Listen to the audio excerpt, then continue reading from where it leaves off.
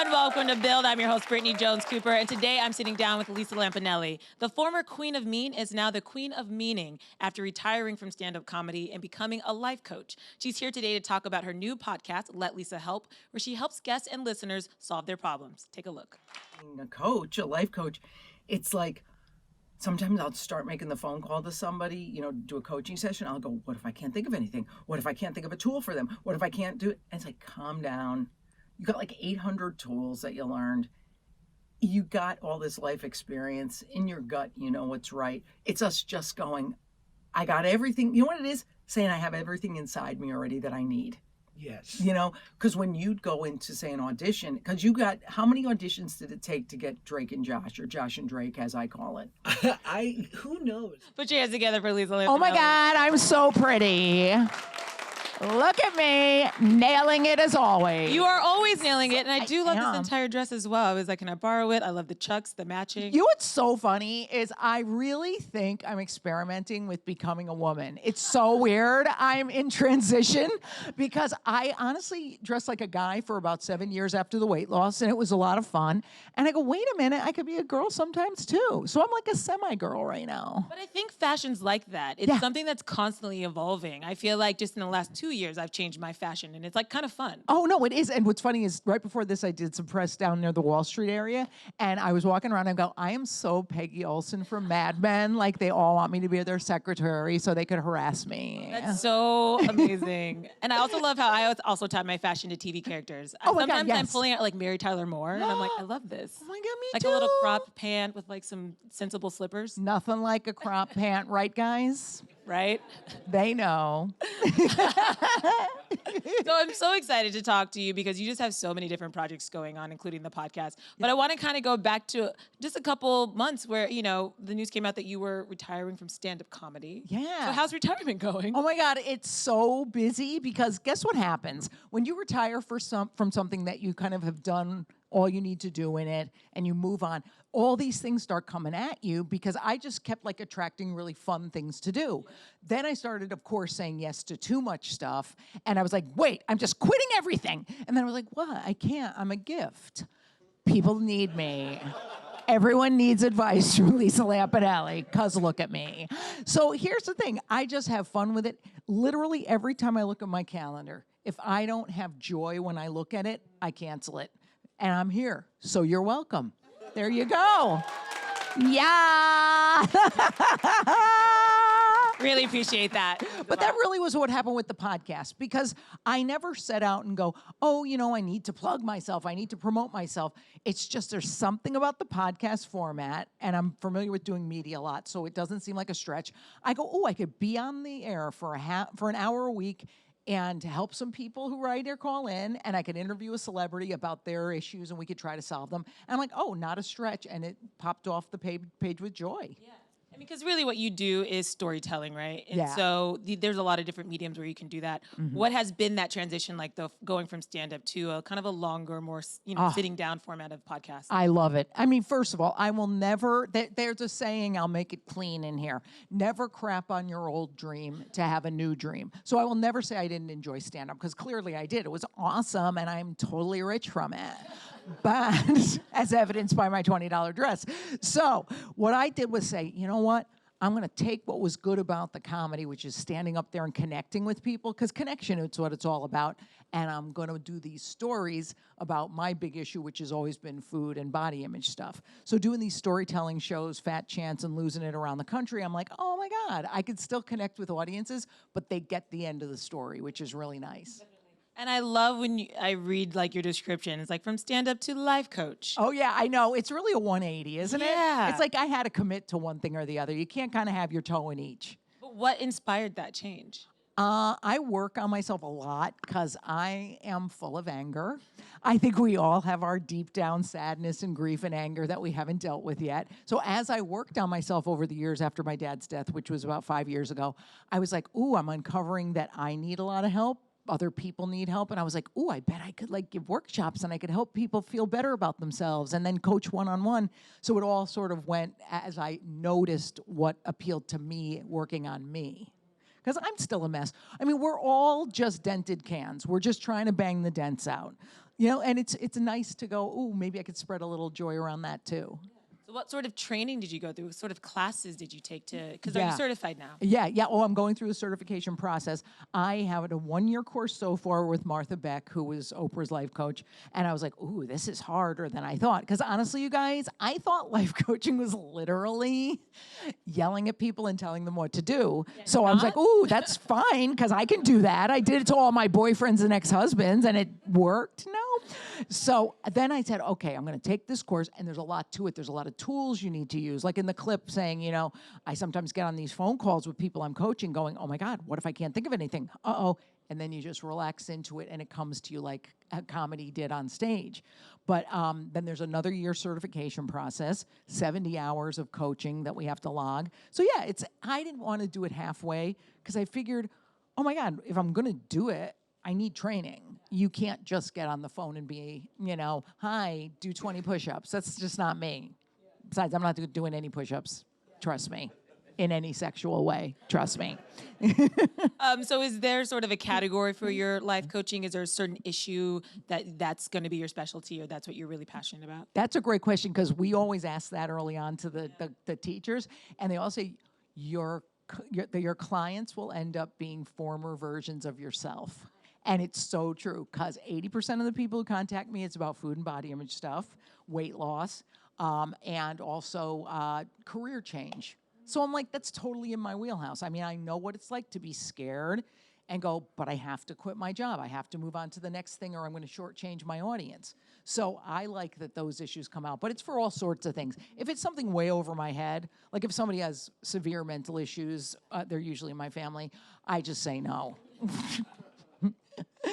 I did listen to the first episode with Josh Peck, and I loved that was a theme throughout, because he used to be this chubby kid and he had his own weight loss journey. And it was really great listening to you guys. You're obviously buddies. Yeah. So there was this comfort level, and it's a show where people can really sort of bare their soul and be their authentic selves. Yeah, I loved that with every episode of this podcast that we taped so far, and, I hope to do in the future, everybody opened up so deeply. I think because I just put out there what I'm working on. Like, I'll always say, hey, my food is still 80% good, 20% bad. And, I'm still working on my self-esteem. I'm still figuring out who I am as a woman, So I think once people see that I'm talking, and they can also open up, which is what storytelling's all about. Yeah. So how do you pick your guests? Who kind of comes to you, or who are you seeking out? What I did at first was I go, let me bang through my list of friends or acquaintances who get it, who just get that they're not coming on to promote something. Josh Peck literally has nothing to promote, in that he is so famous on Instagram. I think he has over 2 million followers, and he's just a good guy. I go, let me just see if they want to come on and open up. So that's what I looked at first. And one of them was someone who's he's not a well-known comic, but I love his spirit. So I look for that. One of them, believe it or not, I have 2 millennials who came on. And because I always used to judge millennials, I used to be like, oh, what do they know? Oh, save the earth. And that they're overly earnest. These 2 had real senses of humor. They really got it, but they got that issues were important too to them. And I go, oh, I've been judging a whole group. So I think that's what I'm learning is, we're all alike. I don't care how old or young you are, whatever, we all have something in common, that we're working on our stuff and want to be better. I don't think anyone here is going, no, I'm fine, I'm perfect, and then they just have to leave. So the show is called Let Lisa Help. So what is the format of the show? Is it purely talk, or will you have guests call in? What can people look forward to? It's pretty funny, because my shrink told me, I told her what I'm doing. She goes, wow, that's brave, because the third segment is kind of brave, I suppose. I just thought it was cool. Okay, so the first half hour is about me and a guest, and we solve our issues together, or at least work on them. The next part is where we have either call-ins or people who've written me letters needing help desperately, and me and the co-host help them with those issues, hopefully. And the last segment, I thought this was just cute. It's my actual clients calling in to give me feedback on how good or how badly I'm doing. So I, of course, thought it was going to be all good because I'm such a star. But my shrink goes, that is great, because you'll get all that feedback that you'll need to get better. I'm like, oh, damn it. And, a few did tell me there's a few mistakes I made. And I embraced it, and I said, you know what? I'm just learning too. Like we all, if any shrink, by the way, or any life coach tells you they're done learning, don't hire them because we're all a work in progress. What is something that you have to work on then as a life coach? Oh, well, there's this guy. He is so fantastic. He's my youngest client. He's 21. His name's Mikey. And Mikey is a little gay guy from Connecticut. And he is out there. Like, he is like, honey. So he calls me, and we have a real rapport. Like, you know, it's like, hey. But then it gets down to serious business. And we really, I've helped him change a lot of things, I hope. He told me, I've been holding back. He goes, do you believe that Lisa Lampanelli held back? And you know what? He's right, because I think a couple times I overthought. Like my gut told me, tell him to use this tool or tell him to work on that. And I kind of held it back, and he sensed it. And he goes, Lisa, the people who are hiring you don't want the ones who are going to go, oh, poor you. They want no nonsense. He goes, continue to be no nonsense. And he was right. You know, and I kind of like that I now know that, so now I could yell at him more. I like that. But I mean, that's how you built this career, right? Is being honest. Yeah. So that is what people are looking to. Yeah. In this format, though, is it that different than stand-up for you? Because you're still getting to Well, it's a share your conversation. story, and Yeah. but you're also getting to tell jokes and be funny and be observational. We don't do many jokes or Not like like bits. yeah. What we'll do is you know, honestly, there's a lot of laughs in the podcast just because like our stories, like you can't even like you can't make some of this stuff up that we go through. And also in my storytelling shows, I'm like, you know, they really all have a point. They're all heartfelt. They've all got a lot of self-awareness and self-love. But guess what? I'm a comic. It can't not be funny. But I never worried about the funny. I just go, oh, it's going to find its place, and it did. So now at least people go, oh, I learned something, I felt something, but I also laughed.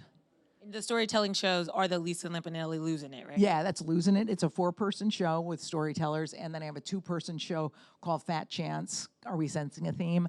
I'm just obsessed with food. And it's me and a gay comedian called Frank Liotti, and we just go up there and tell stories about what we've been through.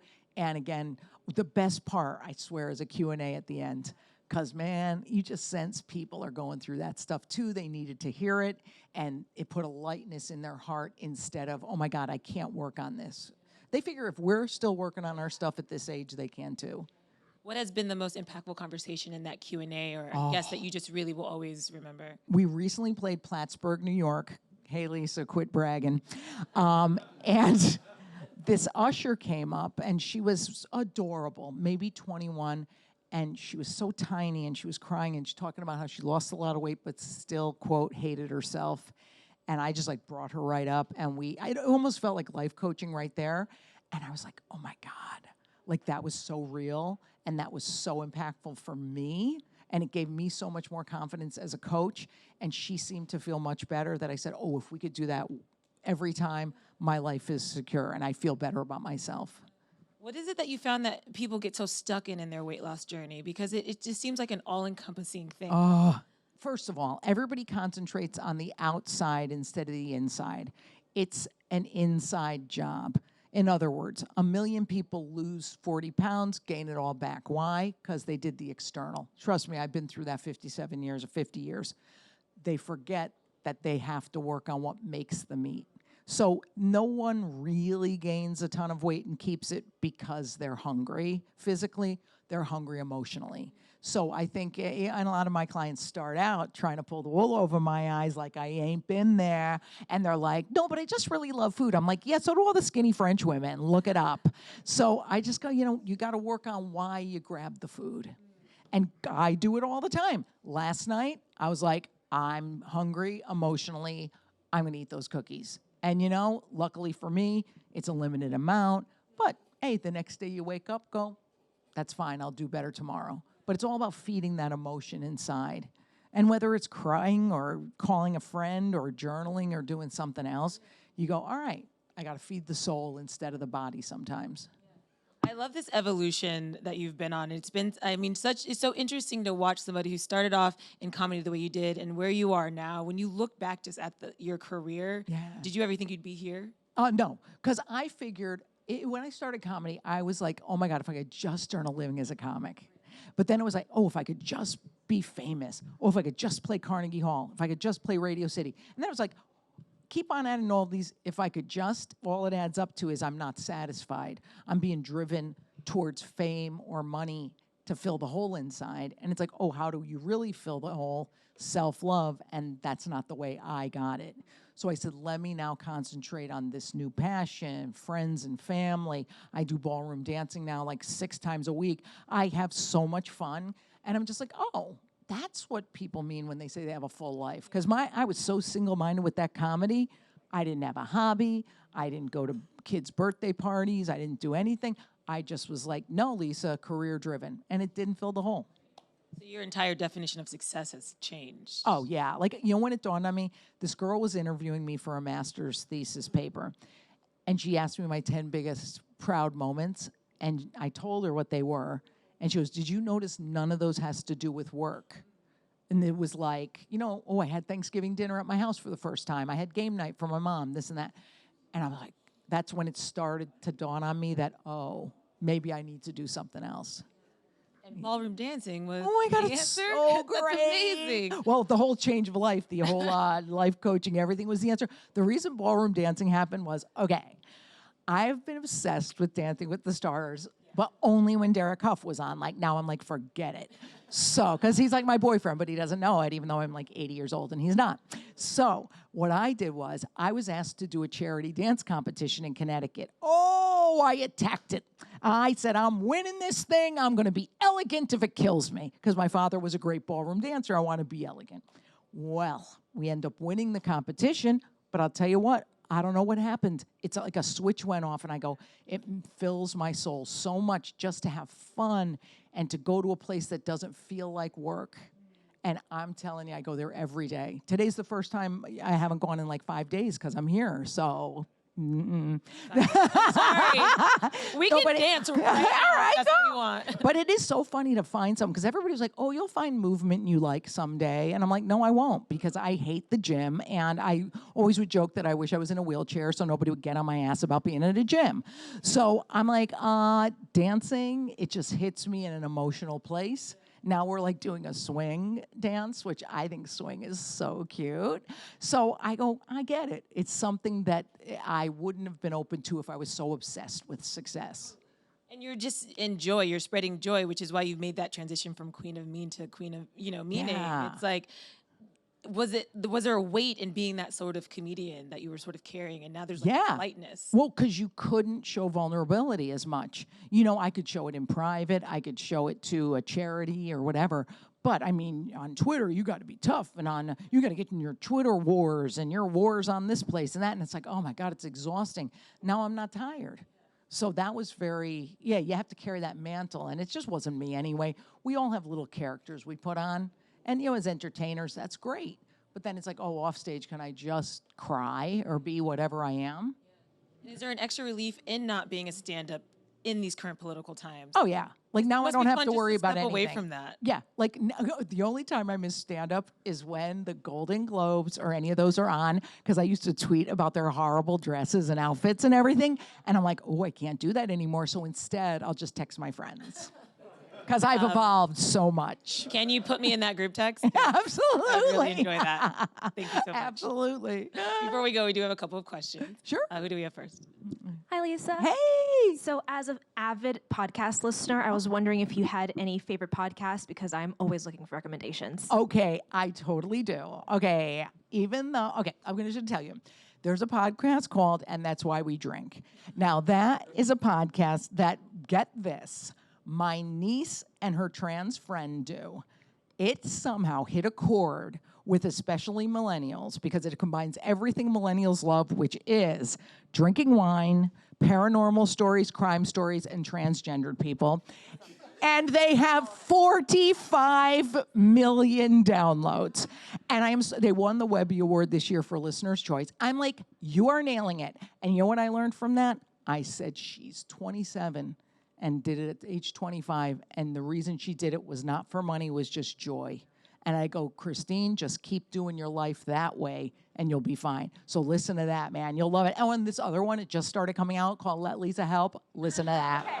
so good. It's so good. It'll change your life. It's a revelation. But really, guys, you should check it out.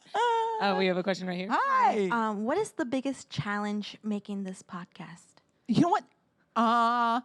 It wasn't guests. It wasn't recording. You know what I thought it was going to be? Social media. Because I'm 57. I'm like, I don't know this Instagrams and this and that. Well, do you know, again, a millennial friend of mine, he's about 30, he showed me how to have fun with it. And I go, oh, I can make a chore fun. Because that's a basic coaching exercise called, I'll teach you one, guys. It's called the 3 Bs. If you don't like to do something, you could bag it, better it, or barter it. So I could have had someone do my social media, barter it. I could have bagged it and said, F it, I'm not doing it. Or I could better it. And I bettered it in that everything I post is just fun and silly and stupid, and it seems to work. So I think that was going to be a challenge, but it's not. So now the challenge is just getting the word out and making sure people listen. Oh, and by the way, rate, review. Rate, review. Even if you don't listen to it, rate, review. That's what I say. We have a question from Twitter. Oh, sure. The Dr. Dirtbag wants to know, what's your favorite thing about your new way of performing through storytelling rather than insult comedy? Well, I think, as Hannah Gadsby said, it's that you hear the ending. So, I do jokes all the time about my weight loss surgery, about my diet history, about my divorces and all this stuff, but you never heard really what happened at the end. And you just get to tell the full thing and have the feelings in there. Like, there's something pretty exciting. I loved insult comedy because, every 6 seconds, a laugh. That's cool. Great feedback. To hear silence sometimes because they're moved is so cool. And I'm like, oh my, and at first you think, oh my God, am I bombing? And they're like, oh no, they're like, have a tear in their eye or I'm hitting it. And I really like that part of it. Yeah. Well, Lisa, I'm always really impressed when I meet a woman who continues to reinvent herself and thank you. evolve and do a second act, a third act. I think that's so important and so inspiring, especially in the entertainment industry. Yeah, right. So congrats on the podcast. Yay. And if you guys want to listen to Let Lisa Help, it drops every Wednesday wherever you download your podcast. Give it up for Lisa Lampanelli. Yay, thank you everybody.